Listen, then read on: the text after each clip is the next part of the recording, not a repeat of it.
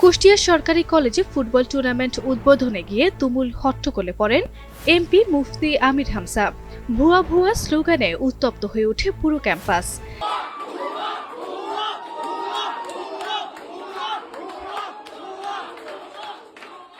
শিক্ষার্থীদের একদল মাঠে বসে বিক্ষোভ শুরু করলে পরিস্থিতি নিয়ন্ত্রণে আনে পুলিশ। পরে অধ্যক্ষের কক্ষে আশ্রয় নেন আমির হামজা। তবে তাকে অবরুদ্ধ করার অভিযোগ অস্বীকার করেছে পুলিশ। ঘটনার পর সামাজিক যোগাযোগ মাধ্যমে ছড়িয়ে পড়ে উত্তেজনা। কুষ্টিয়া সরকারি কলেজের এই ঘটনা এখন ব্যাপক আলোচনা চলছে সামাজিক যোগাযোগ মাধ্যমে।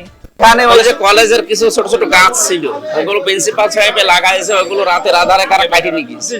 এইটা নিয়ে শিক্ষার্থীদের ভেতরে যে গাছ কাটলো কারা, এটা তদন্ত করে বের করুন। ওনারা অলরেডি কমিটি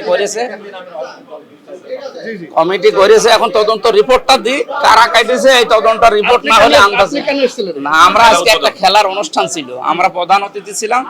আমার প্রিন্সিপাল সাহেব এবং কলেজ কর্তৃপক্ষ দাওয়াত দিয়ে এসে গত পরশুদিন। আজকে সেটা 10টা থেকে 12টা পর্যন্ত আমার থাকার কথা ছিল, 2 ঘন্টা আমি এখানে ছিলাম। এই অনুষ্ঠানে এসে হয়েছে কিছু গাছ কাটার, ওইটা নিয়ে একটু সাধারণ শিক্ষার্থীর প্রতিবাদ জানাচ্ছিল এই কারণে যে আপনার আমাদের এখানে সেন্ট্রাল খেলার মাঠ আছে, আর এই যে মুক্তমঞ্চের সামনে ছোট একটা মাঠ আছে। আমাদের যে একটা মানে পড়ে থাকা মাঠ, ওই মাঠটা সংস্কার হোক আমরাও চাই, কিন্তু ওখানে কিছু গাছ ছিল। আমাদের মানে শ্রদ্ধেয় শিক্ষকের ওখানে গাছ লাগে, গাছের বয়স 2 থেকে 3 বছর হয়ে গেছে। একটা 6 ফিট 8 ফিট লম্বা গাছ।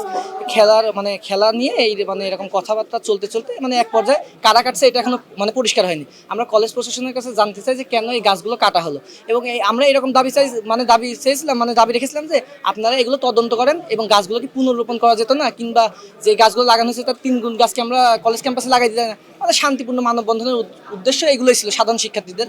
আমরা পরে ইনভলভ হয়েছি। তো এক পর্যায়ে 3 দিন ধরে আমাদের মানববন্ধন চলে, সাধারণ শিক্ষার্থী মানববন্ধন করে। এই 3 দিন মানববন্ধন করার পরে প্রশাসন মানে আমাদের সাথে যে এসে মানে সাধারণ ছেলেপেলের সাথে এসে যে কথা বলবে, কথা পর্যন্ত বলেনি।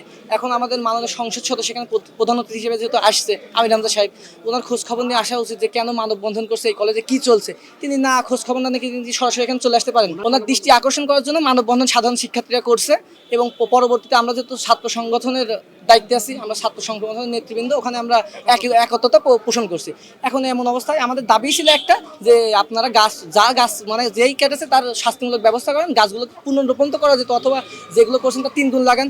এবং শেষ পর্যায়ে মাননীয় মানে ছেলেপেলে স্লোগান দিচ্ছিল, উত্তেজিত হয়। স্লোগানের এক পর্যায়ে আমাদের মাননীয় সংসদ সদস্য কি বললেন, যে আমি ছবি তুলে রাখছি, সবার লিস্ট করা হবে। এই যে সবার লিস্ট করা হবে, এটা তো হাসিনা আমলের স্টাইল।